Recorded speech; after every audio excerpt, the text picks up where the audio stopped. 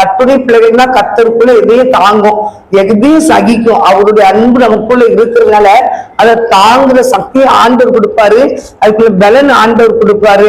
நமக்கு கொடுக்கப்பட்ட விசுவாசம் நம்மளை பரீட்சித்து பார்ப்பாரு ஆண்டவர்.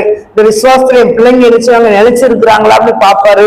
அதனால அது தெய்வன் நம்ம ஆண்டவருக்கு கரெக்டா இருந்தோம்னா சில சிச்சைகள் நம்மளை தேடி வரும்போது நம்மளை இன்னும் பலப்படுத்தி இன்னும் ஆண்டவர் தூக்கி எழும்பி நிக்கதான் ஆண்டவர் காரியங்களை அனுமதிப்பாரு.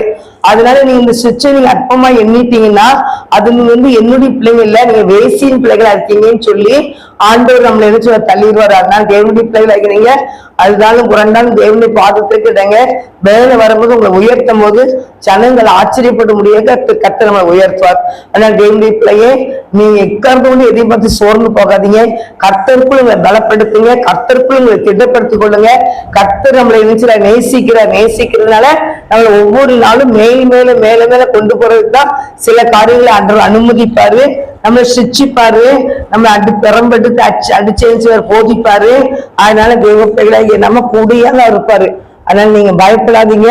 கர்த்தர் நம்மளை ஒவ்வொரு பிள்ளைகளும் என்ன செய்வாரு, ஆசீர்வதிக்கிற தேவனா இருக்கிறார். தேவனுடைய ராஜ்யம் பலத்துல பேச்சு நல்ல பலத்துலதான் இருக்கு. அவன் பலத்துல முயற்சி எடுத்து ஆண்டுக்காக முயற்சியில எடுத்து ஆண்டு சமூகத்துல போயிட்டே இருந்தோம்னா ஆண்டுடைய ராஜ்யத்துக்கு நம்ம போயிடுவோம். ஒவ்வொரு நாளும் சில காரியங்கள்ல நம்மளை நடத்துகிற தேவனா இருக்கிறார். அதனால நீங்க நினைச்சீங்க அந்த பலத்தின் மேல் பலன் அடைந்து தேவ சன்னிதியிலிருந்து சர்வஞ்சலி 84ஆம் சங்கீதத்துல போட்டதுனால பலத்தின் மேல் பலன் அடையதான் ஆண்டு நம்மளை நடத்திக்கிட்டு இருப்பாரு.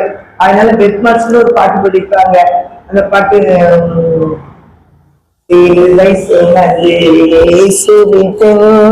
சிரித்த முகமாய் சென்றிடுவோம், சிரித்த முகம் தரல, நான் பெருமை மட்டும் படிக்கிறேன். சிலுவை சுமந்து சிரிச்ச முகத்தோடு அவருக்கு பின்னால என்ன செய்யணுமா போடுமா. அதனால தேவனை கர்த்தர் நம்மளை கீழே வைக்க மாட்டாரு. சோதனை சகிக்கிற மனுஷன் பாக்கியவான் என்று வசனம் சொல்றது போல எந்த காரியத்தையும் நம்ம சகிக்கும் போது ஆண்டவருக்காக சபிக்கும் போது நம்ம உத்தமன் என்று விளங்கும்போது ஜீவ கிரீடத்தை கர்த்தர் நமக்கு தருகிறாரு. நிறைய கிரீடத்தை வச்சிருக்கிறாரு. அந்த உலகத்துல இருந்து நம்ம என்ன செய்வாரு, அழகா தூக்கி நிறுத்துவாரு.